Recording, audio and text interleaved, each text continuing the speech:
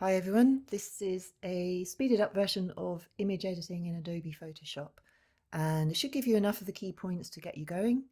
We're going to start just by looking at the workspace a little bit and talk about some of the things that are important before you even start editing. So let's dive in. By the way, if your workspace looks more like this or perhaps this, don't worry, we'll have a look at that in just a while. First of all, we've got our workspace here in Adobe Photoshop, and if yours looks different at all, I'll explain why that might be. I'm working with this version, so we've got 22.1.1.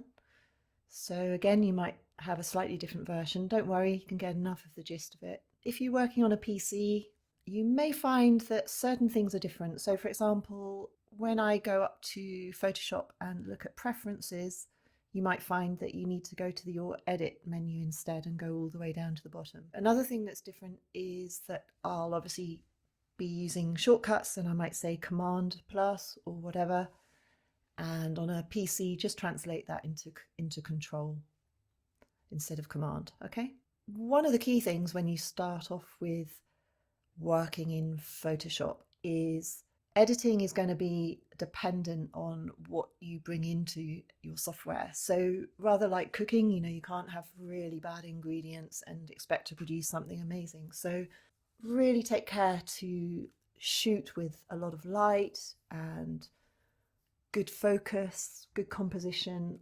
Everything should be done in the shot, and your editing should be looked at really as enhancing. And I suppose you take it further with certain methods, but that's a really good attitude to start off with, is that you want your shoot to be almost ready, your shot to be almost ready when you start. So looking at the workspace here, we've got tools on the left, and to be honest, I use very, very few tools now. So you'll find that as you work more and more, you use less, but in a better way. So I suppose the tools I use most are probably the move tool, maybe some selection tools, spot healing, and then the brush tool. So the brush tool is one you'll be using all the time for masking and so on. And we'll look at these in more detail soon, but the brush tool has colors down the bottom, which we'll be using for revealing or concealing adjustments. Okay, up the top here we've got anything that affects how that tool will work. This is really going to change, and it's always worth checking what you've got when you change. So for example, the crop tool, you have a massive options here, so everything changes every time you change the tool. Okay, and we've got a menu up the top here which has some very useful things in it. Don't be scared of looking in your preferences, seeing what's going on in there. So lots of useful stuff which we'll investigate in a bit.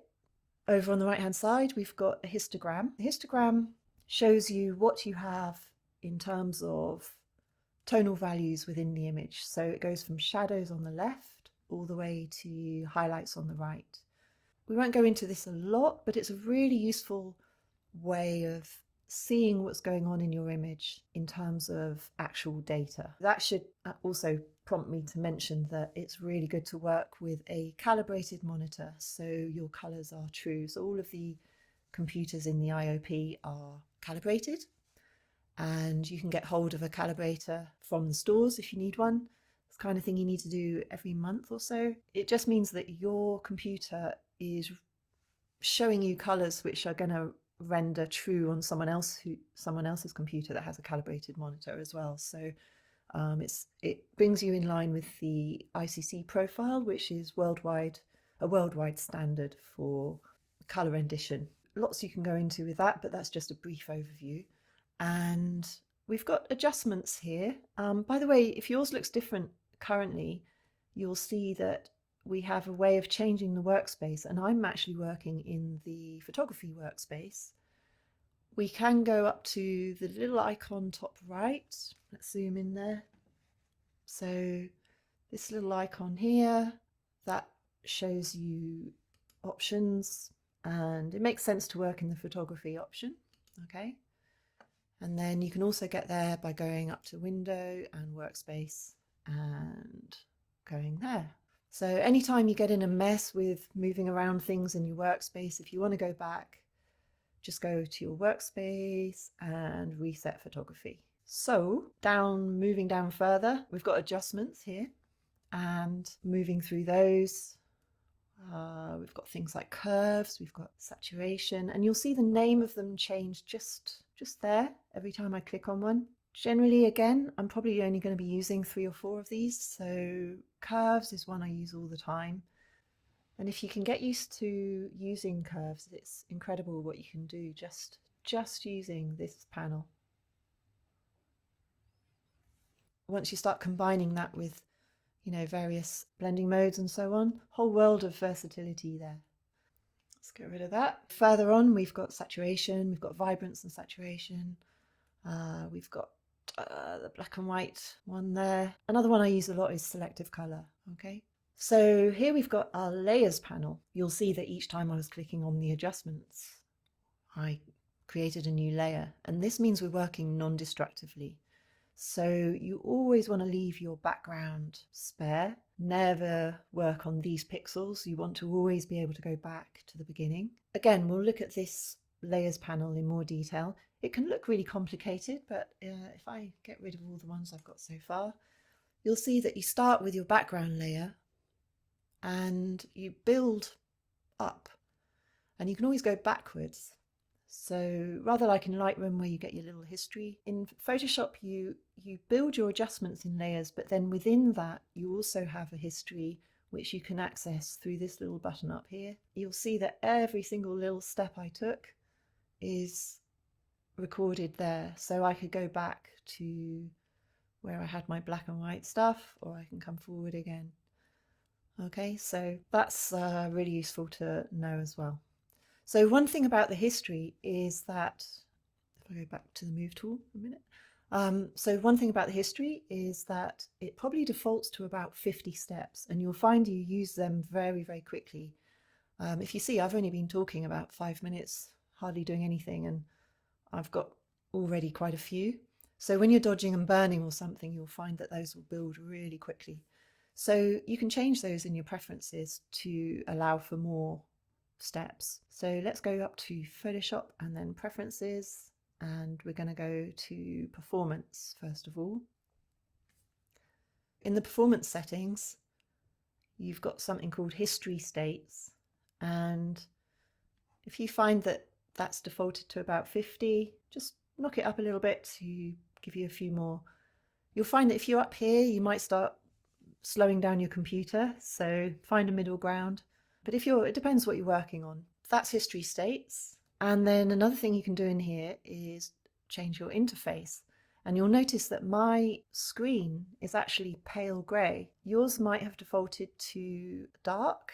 In fact, it may look more like that in total, perhaps. And this is fine, absolutely fine. But something to bear in mind is that you're always judging colour and tone against whatever's surrounding your image. So if I just bring in another image for a second, let's look at this example. I'm actually choosing to right click on the image and choose open with Photoshop, because if I drag it in currently it would land on top of the image that's there currently, and I want it as a separate tab. Okay, so you'll notice that, for example, if I have a really dark image like this, I could be thinking, oh yeah, you know, I'm fine, I've got plenty of light in there, I can see, you know, if some people like to work with really dark backgrounds, you know, it looks like there's more light in the image than perhaps there actually is. And if this image is going to end up against a white background, perhaps it might be on social media or on a white wall or on a white website, it might be quite a shock to find that actually it's a really, really dark image. I'm going to use the light grey background, just that's the way I was trained, so see how you feel. Have an experiment and maybe give it a go and see how you get on. Okay, here are a few different ways to bring images into Photoshop. One way, you can go up to File, open, and select your images and then bring them in.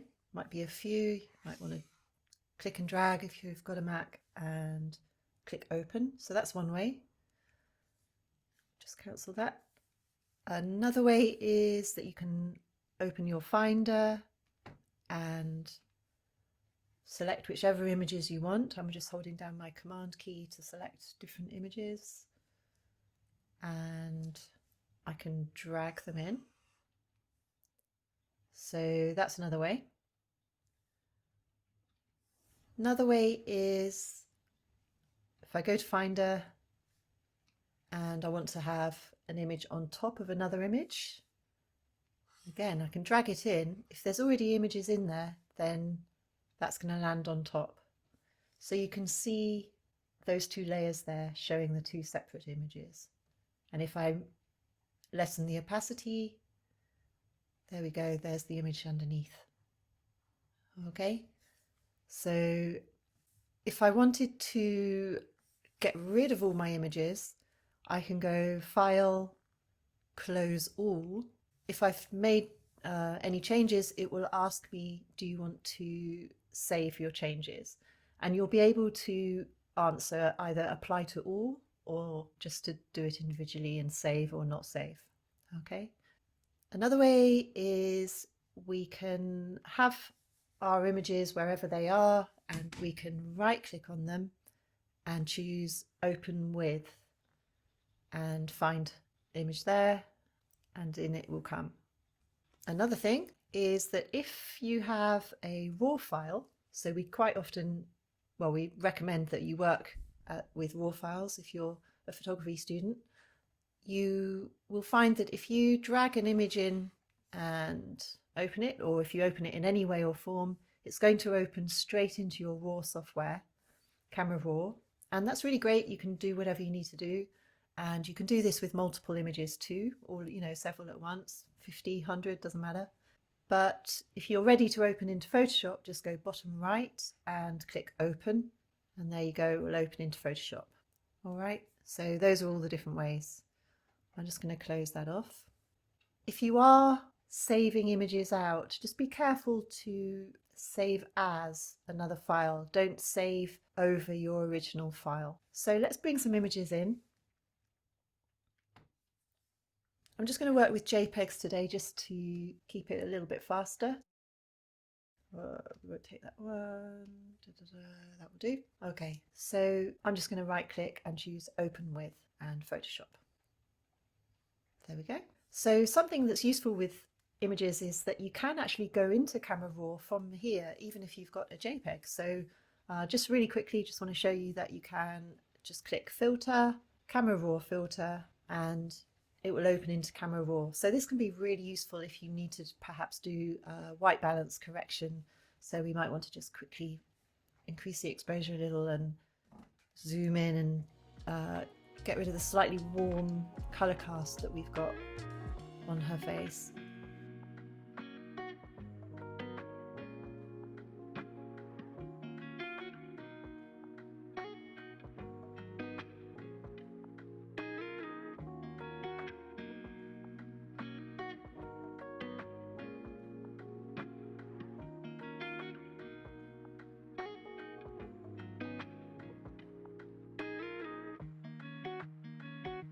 And then we take it back into Photoshop, click OK, and we've got a sort of more neutral image to start working with.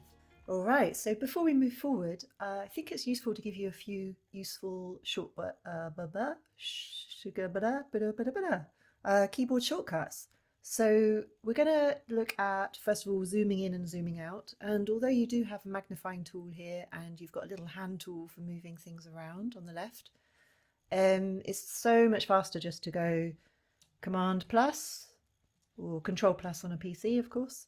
So we've got Command plus, Control or Command minus, and if you want to fit the screen, you've got Command 0. All right, so Command or Control 0. Then we've got, if we Command plus in to zoom in, we've also got many ways of moving around the image. So we've got Spacebar will turn the cursor into a hand tool and you can move around. This is really useful if you're cleaning up an image. You just need to scoot around as you clean up. Okay. You can also use your trackpad, of course, and you can use a mouse. And if you really want to, you can use the little scroll bars down the bottom and on the side. So plenty of ways to do that. If you ever want to check your keyboard shortcuts, you can always just have a little look by just clicking and holding on the little opening up triangle in each tool. So you can see that the move tool is a V for short, and naturally the brush is a B, so that's handy. When you're using the brush, you've got your colours down here, and it's always the foreground colour that the brush will be painting with.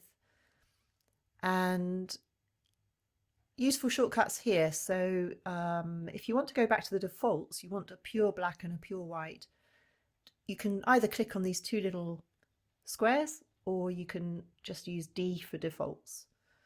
Then you've got these two little arrows to switch between the foreground and background colour, but a shortcut for that is X.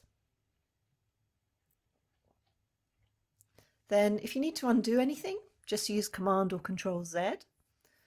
And all the other shortcuts you're going to need, so for example, deselecting when you've made a selection or whatever, they're all going to be under the relative menu buttons. So we've got deselect is going to be Command D. You know, you want to select it all, it's Command A. Some of these are generic, you'll know them already, but useful. So using the shortbread shortcuts, I really can't say that word, we're going to just look at this little image here, and we're just going to, no, let's do it on this one here. Yeah. So on this image, beautiful image, you can see really well shot, nice light, really super sharp. We'll just have a look at, I mean, she's got really good skin, we don't really need to do anything, but let's have a look at how you use a cleanup tool. So we've got the spot healing tool here, which when it says spots, it really applies to anything that's a distraction in your image. And to be honest, I'd really look at things like skin retouching and so on in a pretty wise way. So you don't want to just go around removing everything. Really, it's just about distractions. So same with anything in the environment around, or maybe hair or whatever like that. It may be just it's spoiling the rhythm of the image in some way. Use your judgment, of course. And it's always better to do less than more, of course.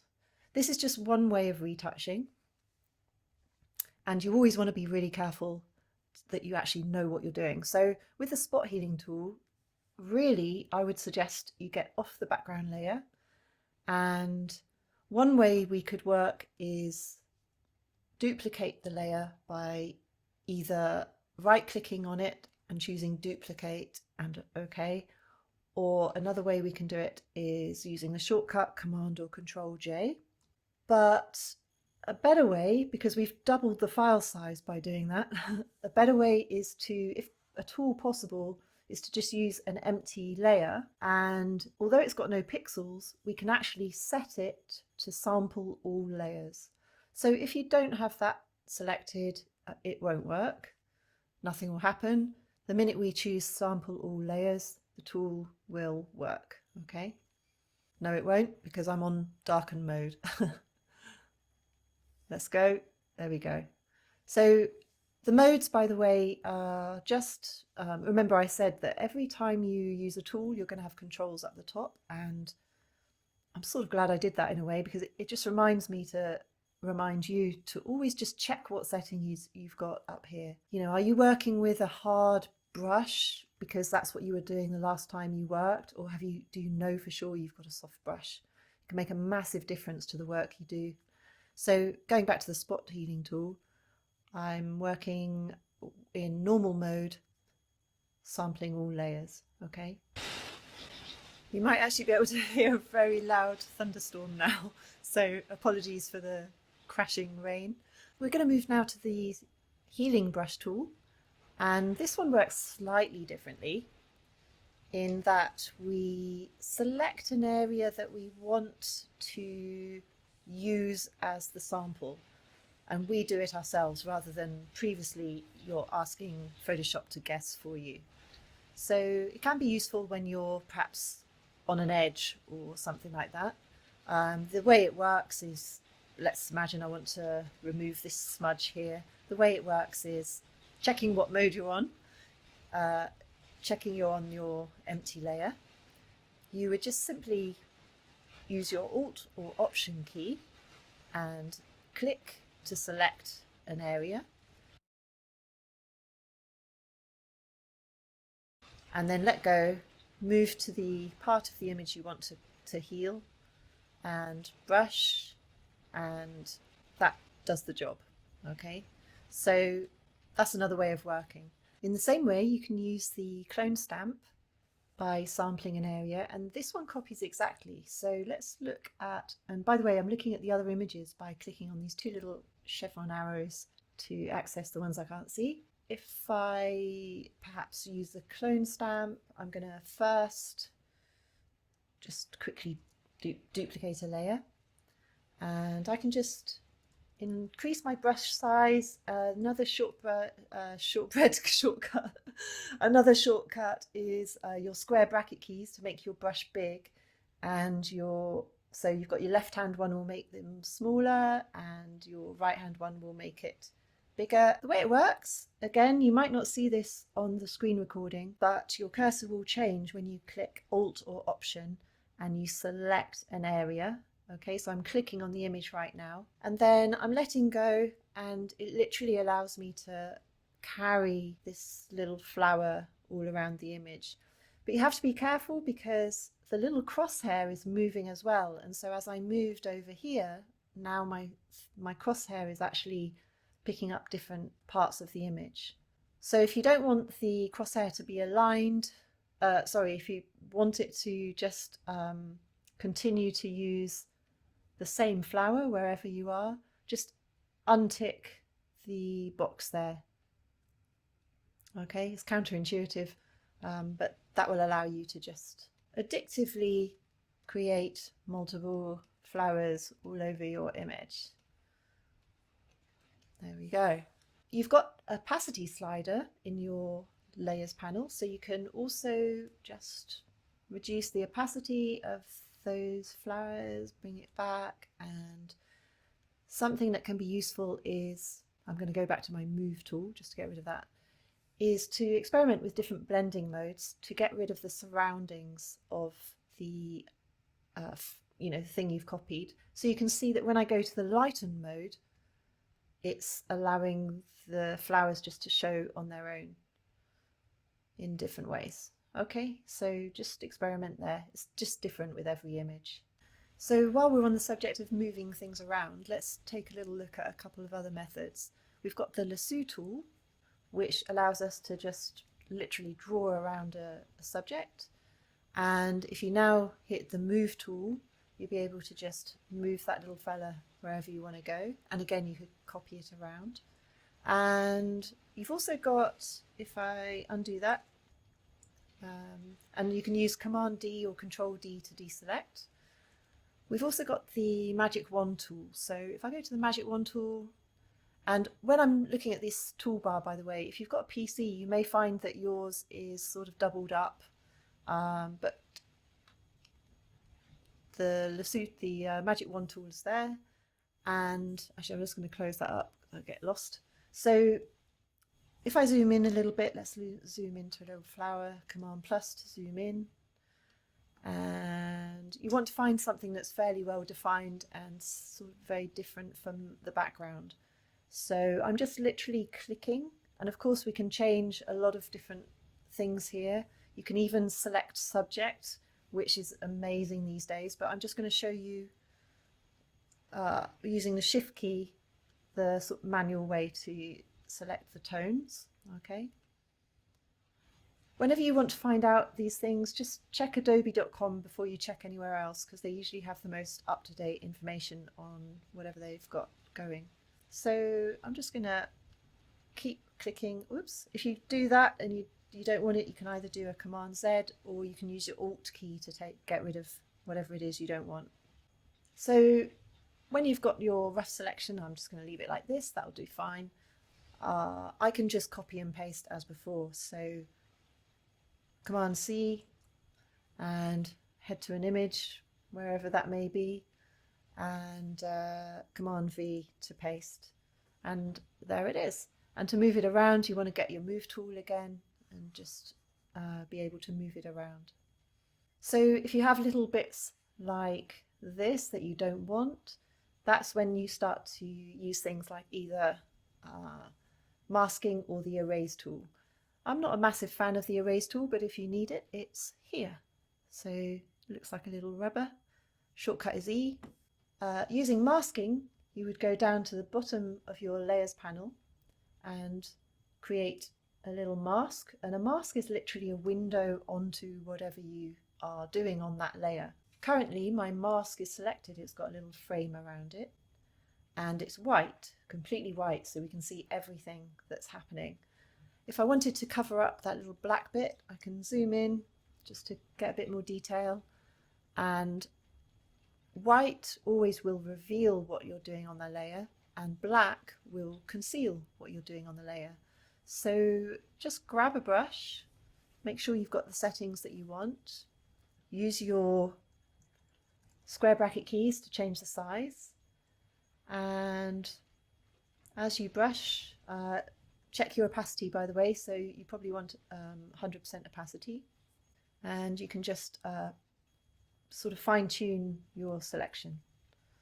And even with the select tool where you can select an object automatically, you still might need to tidy it up a little bit. So let's look a little bit more closely at the layers panel and also using it with light and color adjustments. So one thing that might be useful is in your layers panel, if you go to the empty space at the bottom, you can right click and choose the size of your thumbnails. Probably small is fine, but it's just useful to know. Also, when you're working, we can, let's for example grab a curve adjustment layer. You can decide what layer that adjustment will affect. So currently, anything on the top, like this curves adjustment, is going to affect the whole image. So if I, for example, raise the highlights a little bit and drop the shadows and make it more contrasty, it's going to affect absolutely everything. Whereas if I tell it to just apply to the layer below, I can do that either by clicking this icon here, or I can actually just hover between the two layers and hold down my Alt key. Then you'll see that it turns into a little square with a downwards arrow, and when you see that icon, mine's going a bit nuts, but when you see that icon you can click and it will just apply to the layer below. So then after the fact, of course, you can change it as you wish. So maybe we want to make it brighter and lighter or whatever. Okay, but let's use a more real world example. I'm gonna just select those two layers and I'm hitting my backspace key just to get rid of them. And I'm zooming out with Command 0. So an example might be that you work with an image and maybe we use a curves adjustment and perhaps we, I don't know, lighten the image slightly. Maybe we drop it down a little bit as well. So Command or Control I will invert the mask and make it black. And remember I said black conceals and white reveals. So currently we can't see this curve adjustment on the image, but I just want to see it on the insect. So I'm just going to zoom in a little bit. And if I use my brush and I set it to white, and I could use the shortcut for X to cross it over, I can just brush on the insect, and I'm using my right square bracket key to enlarge the brush. And I can just brush, and probably if I was doing this, I would do it in increments. So I would do it with a lower opacity, even really low sometimes, but a lower opacity just to build it up slowly. And you can see that I can reveal the light on the image. And you need to be adjusting your brush size as you go. And it's so much easier to actually use the shortcut rather than if you right click and do this every time, then every time you do that you've got to click off the image to get rid of the box to carry on working. So I'd really suggest you do use the shortcuts. And I'm just holding down my space bar to move around the image. So you could work away like this, and to be honest you can be a little bit rough because after the fact you could see the actual mask you've made by holding down your backslash key. So that's instead of forward slash, look for your backslash key. It's on my keyboard, it's to the right of my punctuation marks. The backslash key allows me to see the image and where I've been brushing, and that allows me to correct it. And you'll see that the software knows that I'm going to be correcting, and so it's changed my brush to black so that I can now take away anything that I don't want. There are many ways to mask, so this is one of them, and you might see areas where you need it to be white, so I'm using my X key to change it.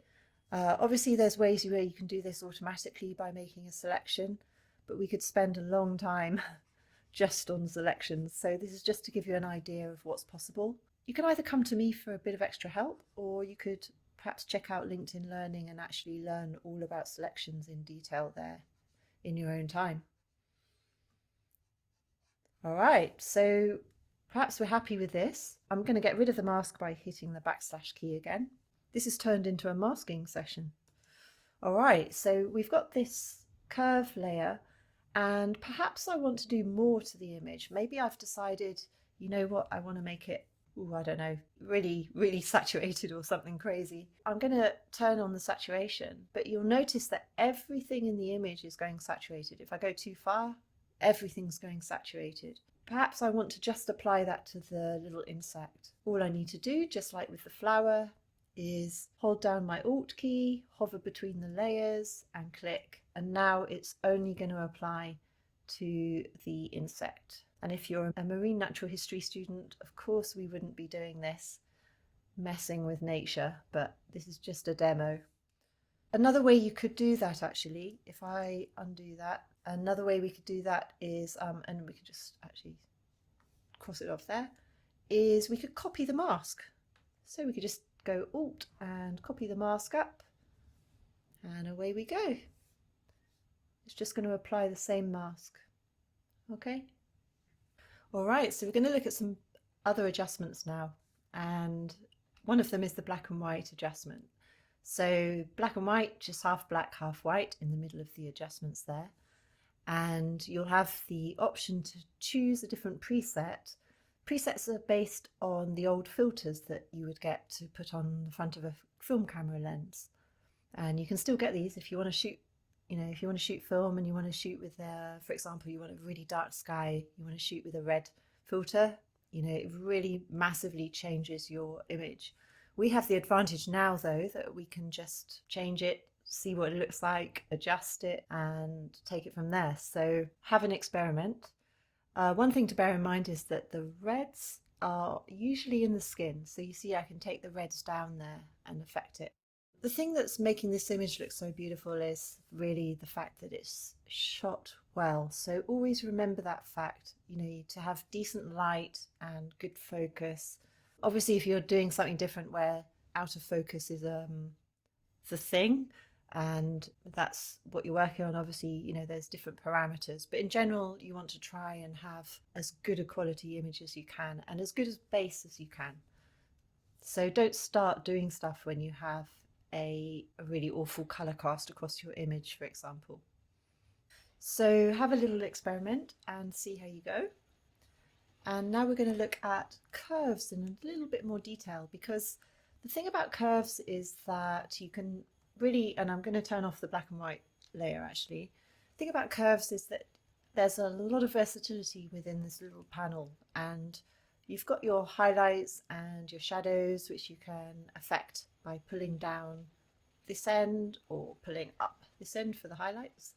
But you've also got channels within here where you can start to color grade. So for example, we can move the highlights in the reds the reds in the highlights even, and we can reduce them in the shadows, which would move the shadows towards cyan. So you can see we can go really cyan.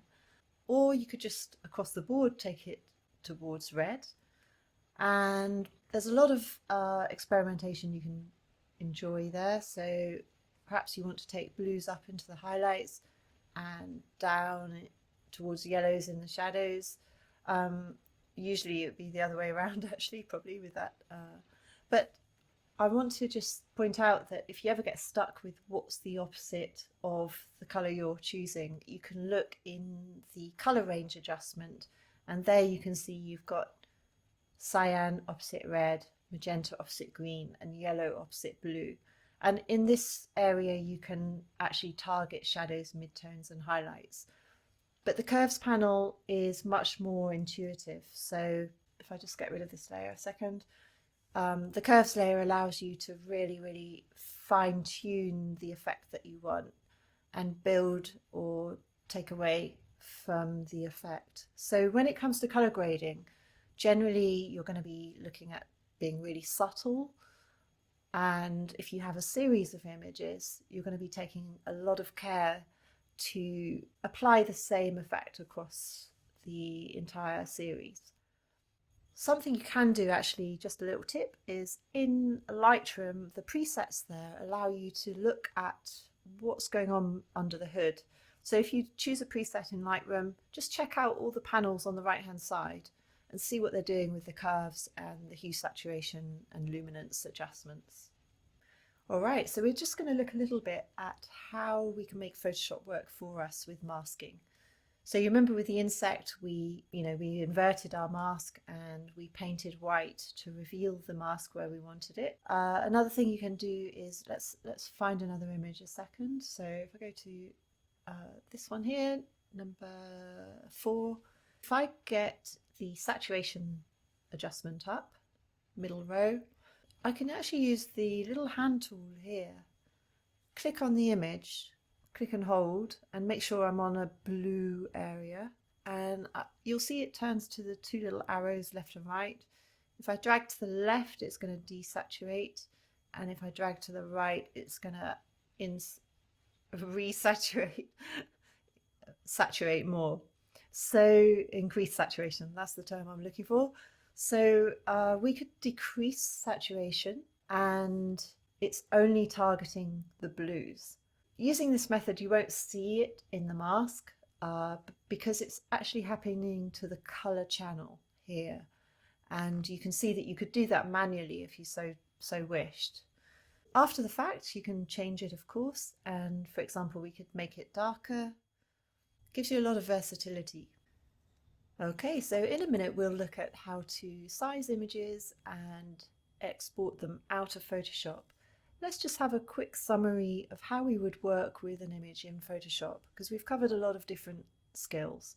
First of all, obviously you're going to import your image, and then after that I would probably be thinking about a global sort of exposure correction if it's needed, and this might well be something you do in your RAW software if you're working with a RAW image. Same also with your white balance, so ensuring that you have a really solid, good foundation to work with. And after that, we'd be thinking about cleaning up any imperfections, any sensor marks or dust marks on scanned negatives and so on. And then after that, we'd probably be thinking about selective light, as in enhancing light that perhaps we haven't quite lit the image well enough. Perhaps it needs a bit more focus on the subject. It depends obviously on the genre of photography. Perhaps you're just cleaning up backgrounds and so on. And then after that, you might be thinking about a color treatment, a color grade, and that's when you'll be looking at working with all the channels in your curves, or working with saturation and vibrance and possibly selective color. Okay, if I was going to want to work with this image again, one way I can save it out is File, Save As, and I can save it as a Photoshop file. Okay, so in your format drop-down options, Photoshop is going to preserve all these layers that you have, and you can return and work to them. That's going to be a pretty big file, so just be aware of that. I'm going to cancel that. Aside from that, I would flatten my layers, and the way I would do that is right click on this highlighted top layer here and choose flatten image. Now if you don't see it for some reason, then just simply go over to layer and flatten image. Okay, and this will take us to just the background layer. When you work with an image, you always want to save your largest version. The reason being that if in the future someone says, oh, I love that image and I want it the size of a door, if you've got to go back and do all your edits again, you're just never going to do it in the same way. So keep a large version, what we call a master file. So that would just be by going File and Save As, and maybe you've got a name of the project and that certain image, but rename it perhaps and save it. And I would probably save that as a TIFF file, just a robust file that doesn't change if it's open and saved, whereas a JPEG decompresses every time, gets compressed every time it's opened and saved. Okay, so we've got our master file, and now we want to export images for various destinations. One thing we can do is, if we go File and Export As, this gives us the option to designate certain size in pixels. So it's commonly used for if you know that you're going to save an image and then upload it to the web. This is great because it automatically knows that you're going to need the sRGB color space for the web, and you can slightly reduce the quality if you need to save file size, maybe 80% or something. If you go into the width area, you can choose, if you've been given the option of, 1200 pixels is the best for this website or whatever, you can pop that in the width and then just click in the height. That will bring it all into alignment and export, and away you go. Okay, so that's that way. Then if I cancel that, if you want to save out an image as perhaps a different size, then there's a couple of different ways you can do it. You may change the image size itself. So if we go image and then image size, make sure you've got resample ticked because we want to preserve the 300 pixels per inch that we have.